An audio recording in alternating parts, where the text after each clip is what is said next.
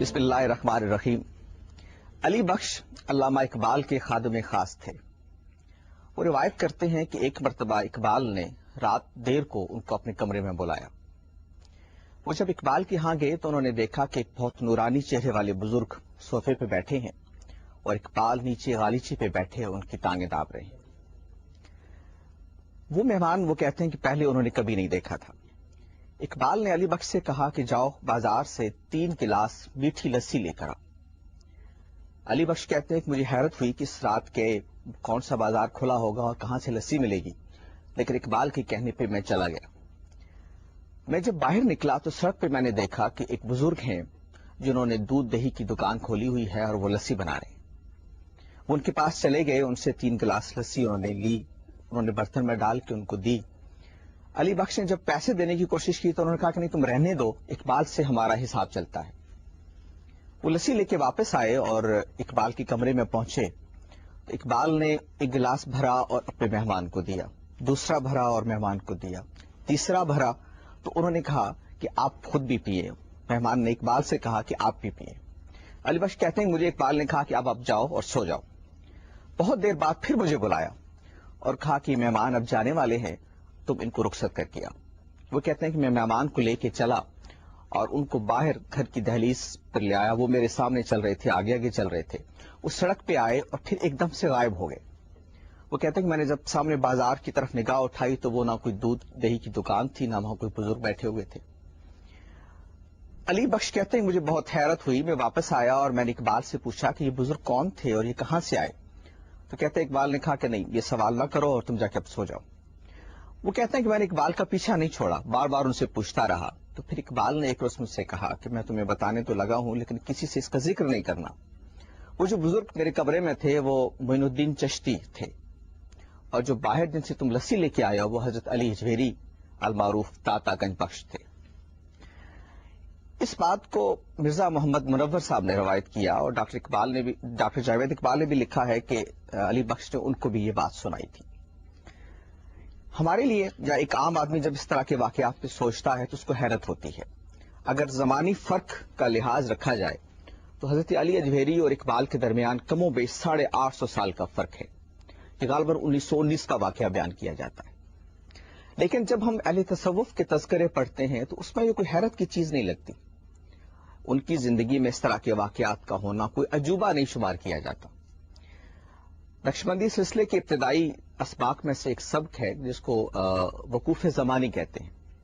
اس کا مطلب یہ ہے کہ اللہ کے ذکر کے لیے کوئی وقت کی قید نہیں ہوتی، آپ کسی وقت بھی چاہیں تو اللہ کا ذکر کر سکتے ہیں، کوئی عصر کے وقت، ظہر کے وقت۔ اسی طرح جب یہ ابتدائی سبق آپ سیکھتے ہیں اور بہت سارے سلوک کے منازل آپ طے کرتے ہیں تو ایک وقت یہ آتا ہے کہ آپ بھی ایک طرح سے زمانے سے بلندتر ہو جاتے ہیں، ماورا ہو جاتے ہیں۔ بہت سارے لوگوں کے نزدیک یہ تعویل قابل قبول نہیں ہے۔ ہمارے اہل تصوف اس طرح کی جو باتیں کہتے ہیں ان کے خیال میں ان کی تعویل نہیں ہو سکتی، اور اسی طرح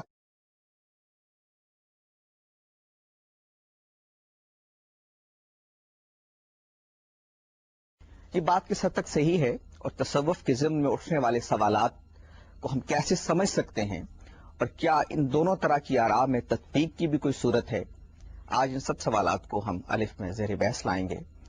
مذہب، سماجیات اور تصوف سے متعلق بہت معروف اور اہم شخصیات ہماری اس میں معاونت کریں گے۔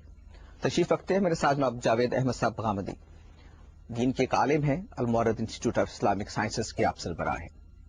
ہمارے دوسرے مہمان ڈاکٹر صاحبزادہ سعید الرحمان، آپ دین کے ایک عالم ہیں، ایک خانقاہ نقشبندیہ مجددیہ بگھا شریف کے آپ سجادہ نشین ہیں اور سلسلہ تصوف و سلوک سے وابستہ ہیں۔ ہمارے تیسرے مہمان جناب احمد جاوید، تصوف، کلام، فلسفہ آپ کی دلچسپی کے بنیادی میدان۔ ہمارے چوتھے مہمان پروفیسر شبیر حسین شاہ صاحب، آپ ایک کالج میں پڑھاتے ہیں، تاریخ آپ کی دلچسپی کا موضوع ہے اور آپ نے صوفیاء کی تاریخ اور ان کے کام پر تحقیقی کام کیا ہوا ہے۔ گفتگو کا آغاز ہم جاوید صاحب سے کریں گے۔ جاوید صاحب، یہ بات بہت سارے صاحبان علم کہتے ہیں اور آپ نے بھی لکھا اس پہ کہ تصوف جو ہے وہ ایک متوازی دین ہے۔ جب یہ بات کہی جاتی ہے تو اس جملے میں یا اس نقطۂ نظر میں تصوف سے مراد کیا ہے؟ میں پہلے چند مقدمات آپ کی خدمت میں عرض کر دوں۔ اس سے پہلے کہ آپ کے سوال کا جواب دوں، تصوف پر جب میں گفتگو کرتا ہوں تو ہو سکتا ہے کہ یہ خیال ہوتا ہو کہ میں اس کوچے سے کچھ زیادہ واقف آدمی نہیں ہوں. تو میں آپ کے اس پروگرام کی وساطت سے بتانا چاہتا ہوں کہ میرے والد قادری جنیدی سلسلے کے شیخ تھے. میں نے اپنے دودھ کے دانت اسی پر توڑے ہیں. ابتدائی تعلیم بھی ارباب تصوفی سے پائی ہے. جن اوراد و اشغال کا ذکر کیا جاتا ہے ان میں بھی ایک عرصے تک مشغولیت رہی ہے، اور میرے والد کے شیخ بھی مجھ پر خاص عنایت فرماتے تھے. وہ بھی اسی سلسلے کے بڑے بزرگوں میں سے تھے اور ایک بڑے شاعر بھی تھے. ان کی بہت سی تصنیفات ہیں. دوسری گزارش جو میں آپ سے کروں گا وہ یہ ہے کہ تصوف کے معاملے میں جب سے مسلمانوں میں اس کا رواج ہوا ہے دو آرا رہی ہیں. ایک نقطہ نظر یہ رہا ہے کہ یہ دین کی ایک تعبیر ہے، بلکہ صحیح ترین تعبیر ہے. اس میں دین کی حقیقت کو پیش نظر رکھ کر جد و جہد کی جاتی ہے کہ آدمی اسے پالے. اور تصوف کچھ نہیں ہے مگر یہ کہ دین میں جو مرتبہ احسان بیان کیا گیا ہے اس کو حاصل کرنے کی جد و جہد ہے. فقہ آپ کو احکام کا ایک ڈھانچہ فراہم کرتی ہے اور تصوف آپ کو یہ بتاتا ہے کہ ان احکام کے پیچھے اصل چیز کیا ہے جسے آپ نے حاصل کرنے کی کوشش کرنی ہے. دوسرا نقطہ نظر ان لوگوں کا رہا ہے کہ جو یہ سمجھتے ہیں کہ اس میں دین کے اصول اور مبادی کے بالکل برخلاف کچھ دوسرے اصول و مبادی پر سارے علم کی بنیاد رکھی گئی ہے، اور عمل کے معاملے میں بھی بعض ایسے حدود قائم کر دیے گئے ہیں جو دین کے حدود سے ماورا ہے. یہ دوسری رائے بھی کوئی معمولی درجے کے لوگوں کی نہیں رہی. یہ ائمہ اسلام میں سے ابن تیمیہ اور ابن قیم جیسے بزرگوں کے آئے ہیں، اور یہ ایک متوازی دین ہے. یہ تعبیر بھی دور حاضر کے ایک جلیل القدر عالم اور تدبر قرآن کے مصنف مولانا امین حسن اصلاحی نے سب سے پہلے اختیار کی تھی. تیسری بات جو میں بطور مقدمہ عرض کروں گا آپ کے سوال کا جواب دینے سے پہلے وہ یہ ہے کہ تصوف کا معاملہ وہ نہیں ہے جو مذہب کا ہے. مذہب میں اگر آپ مجھ سے گفتگو کریں گے تو میں یہ کہوں گا کہ مذہب کی مستند ترین چیز قرآن مجید ہے. اس کے بعد رسالت میں آپ صلی اللہ علیہ وسلم کے ارشادات ہیں. مجھے اگر اسلام سے اوپر اٹھ کر الہامی مذاہب پر گفتگو کرنی ہے تو وہاں بھی میرے پاس تورات ہے، میرے پاس زبور ہے، میرے پاس انجیل ہے، دوسرے الہامی صحائف ہیں. تو اگر کسی چیز کے بارے میں یہ کہوں گا کہ یہ دین ہے تو میرے پاس استناد کے ذرائع موجود ہیں. تصوف کا معاملہ ایسا نہیں ہے. تصوف کے بارے میں جو کچھ میرے اپنے تجربات ہیں ان سے قطع نظر کر کے جن بڑے بڑے لوگوں نے اس کے بارے میں لکھا ہے اور ان کے لکھنے کی وجہ سے اور ان کے تصوف کو بیان کرنے کی وجہ سے یہ علم کی دنیا میں بھی قابل اعتنا ہوا ہے. ان میں مثال کے طور پر شیخ اکبر محی الدین ابن عربی ہیں.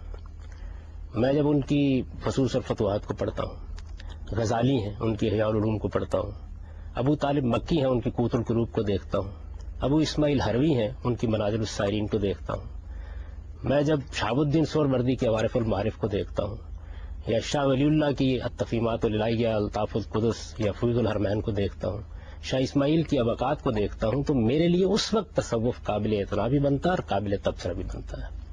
اگر اس درجے کے لوگ اس کے بارے میں گفتگو نہ کرتے، ظاہر ہے کہ یہ علماء بھی ہیں، جلیل القدر علماء ہیں. شیخ احمد سرہندی کو بھی آپ شامل کرتے ہیں؟ یہ یقیناً شیخ احمد سرہندی کے مکتوبات بھی ظاہر ہے کہ بڑی غیر معمولی اہمیت کے حامل ہیں. تو اس درجے کے لوگ جب اس کے بارے میں گفتگو کرتے ہیں تو اب یہ ضرورت ہوتی ہے کہ پھر یہ دیکھا جائے کہ قرآن و سنت کے ساتھ اس کا کیا تعلق ہے. قرآن و سنت کے ساتھ اس کے تعلق کو دیکھنے کے لیے چند چیزوں کو ملحوظ رہنا چاہیے. ایک تو اس چیز کو ملحوظ رہنا چاہیے کہ خود ارباب تصوف کے ہاں یہ تقسیم موجود ہے کہ وہ جب عوام کے ساتھ گفتگو کرتے ہیں تو وہ وہی دین کی باتیں بیان کرتے ہیں جو باتیں میں اور آپ بیان کریں گے. وہی نماز، وہی روزہ، وہی حج، وہی زکوٰۃ، وہی عقائد اگر آپ کسی وقت بھی نکال کے دیکھ لیں تو وہ بیان کر دیں گے آپ کو. جس وقت وہ خواص کے لیے دین کو بیان کرتے ہیں تو پھر وہ اپنا خاص نقطہ نظر بھی وہاں بیان کریں گے. اب جو خواص کے لیے بات بیان کی جا رہی ہے اگر تو وہ دین کی روح ہے اور دین کے اپنے دائرے میں آتی ہے، قرآن مجید نے جو حدود بیان کیے ہیں وہ ان کے اندر ہیں، پھر کوئی قابل اعتراض چیز نہیں ہے. لیکن اگر وہ اس سے الگ ایک دوسری دنیا بنا دیتی ہے، اور جس طرح کے ایک طالب علم کے طور پر میں محسوس کرتا ہوں کہ بنا دیتی ہے، تو پھر میں یہ سمجھتا ہوں کہ اس کے اوپر ضرور غور کرنا چاہیے کہ اس کی دین کے ساتھ کیا مناسبت پیدا ہوتی ہے. دین دو چیزوں کا نام ہے، ایمان اور عمل. ایمانیات کی بنیاد توحید ہے، رسالت ہے، قیامت کا تصور ہے.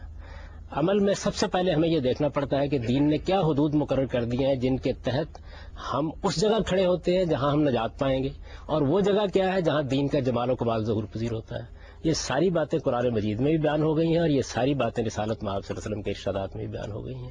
ان کی روشنی میں جب آپ جائزہ لیتے ہیں تو جو تصویر سامنے آتی ہے وہ ذرا بات آگے بڑھے گی تو میں آپ کے سامنے رکھتا ہوں۔ گفتگو کا یہ سلسلہ جاری رہے گا، لیکن ایک وقفے کے بعد۔